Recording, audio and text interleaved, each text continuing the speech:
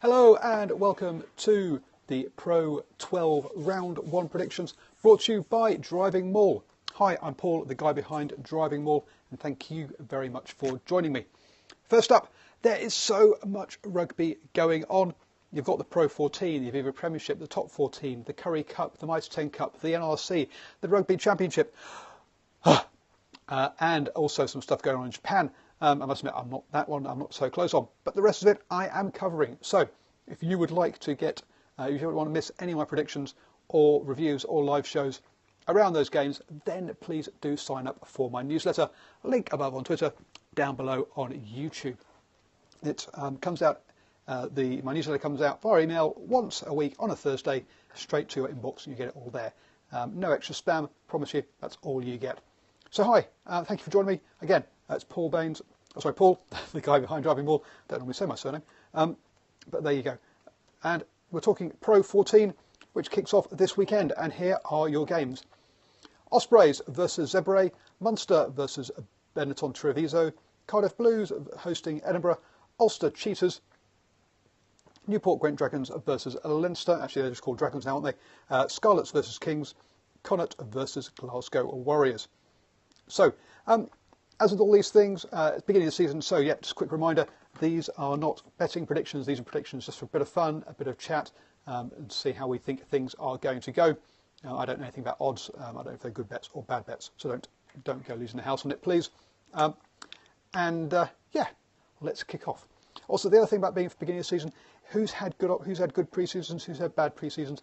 Are they targeting getting at the beginning of the season, or are they targeting the end of the season? Some teams will go for the beginning of the season to try and get that momentum, and especially as those teams lower down, whereas the teams that think they're going to be making the finals anyway might be structuring things differently and aiming for the end, because obviously it comes down to those playoffs at the end rather than where you finish during the season. Anyway, it's the first game up, Ospreys versus Zebre, and let's be honest, it's an easy one. General rule of thumb is that if the team is playing an Italian side, they're going to win, and they're going to win probably pretty big. So with a team like Ospreys, you'd expect them to win quite comfortably, and so I'm going 15 points to the Ospreys. No more need really to say about that one. Munster playing Benetton Treviso. Now Treviso are the better of the two Italian sides, but they're still an Italian side. So yep, again, Munster, who finished top of the table last season, against Benetton Treviso, who always finish down the bottom. Pretty simple, 15 points home win is what I'm going for. I know people will go bigger than that. So the first intriguing game of the weekend really is the Cardiff Blues against Edinburgh. Cardiff had a whole bunch of off-season issues, around money and things, so hopefully that doesn't distract the players too much. Edinburgh, obviously, with Richard Cockerell coming in to the squad, it's not really going to be his squad yet. So it's going to be interesting to see how he deals with that. Also, what kind of game plan are they going to play? Are they going to play something that Gregor Townsend is looking for from a Scotland point of view? Or are they going to play something that we've seen Cockerell do before at Leicester Tigers? Who knows? We don't really know yet. We'll have to wait and see how it's going to pan out.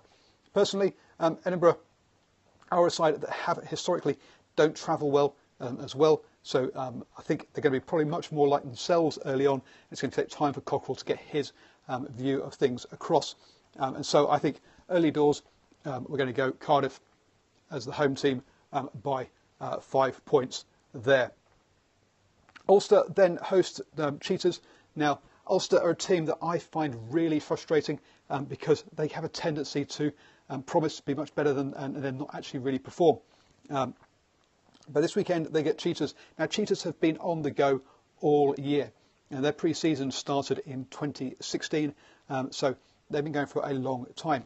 Also, they have had some lost some of their fly halves to injury, so they've got a bit of an injury crisis going on at the moment as well. Also, they've got the Currie Cup going on. How are they going to split their forces between the Pro 14 and the Currie Cup? They're top of the table in the Currie Cup currently, and that's 8 rounds in. So they're quite a long way into that competition. It doesn't go for much longer. So are they going to try and win that first and then start concentrating on the Pro 14? Who knows? Also, this will be their first sort of trip up north, and I think with all of that, you've got to say at the Kingspan, you've got to back Ulster by 7 in that one. Dragons take on Leinster. Now, Dragons obviously don't have the off-field issues they had last year. They're now under WRU ownership, so don't worry about ownership and whether they'll exist again next year. They don't have to, and all the players have some solidity behind them. Really interesting interview I heard on the Attacking Scrum podcast with their coach, and how they're having all of their training sessions are open to the public. They don't have closed training sessions like most teams do. So that's interesting. They really are trying to connect with the fans over there, down there in Newport. But Leinster, let's look, came second only on points difference, I think it was, in the or number of wins. Whatever. They're the same, or they're very on the same number of points. Munster from memory at the top of the table. You've got to say this is a top versus bottom of the table clash. The rebuilding effort of the Dragons is going to take time, so you've got to back Leinster by 5. And also, this is not a Friday night game. Let's be honest, Dragons have caused a whole bunch of upsets in the past. They tend to be wet Friday nights, and also having that new pitch now, which isn't going to be all muddy. They don't have that leveller, so they should have a nice firm surface to play on. Things are looking up there at Dragons, but those sort of small things that would get them wins previously aren't really there. Next sees the appearance of the second South African side. So Scarlets are hosting Kings. Now Kings were the better of the two sides in Super Rugby. They did better than the Cheetahs did, but their team has been gutted since then, and they've had to try and rebuild it. They haven't had a large amount of time to do that. With all that turmoil, initially their coach wasn't even signed up for this season. His contract ended at the end of Super Rugby, and he had to renegotiate that. They had to try and get players in and things. So all that uncertainty around Kings has caused big issues. They are a side that didn't pay their players 2 years ago. So there are some, and the South African Rugby Union had to step in and pay those salaries. So they are a team that does have off-field issues historically, and that's why people tend to move on. And unfortunately that's happened to them. They haven't managed to hold that squad together. So with all that in mind, up against the current champions, you've got to say Scarlets will have a nice starter and should start with a nice win there. I give them 10 points. So basically, when it comes down to it, there's only really 2 games I think this round that are up for grabs that we can discuss, which is one which also was Cardiff, Edinburgh, and the other one is Connacht versus Glasgow. Both sides with new coaches this year. It's really interesting how do Connacht cope in the post-Pat Lam era. Obviously, they were champions just 2 seasons ago. Glasgow Warrior champions from I think 3 seasons ago now. Also have a new coach in Dave Rennie, obviously with his coming with a pedigree of 2 Super Rugby championships from the Chiefs in New Zealand, a big name.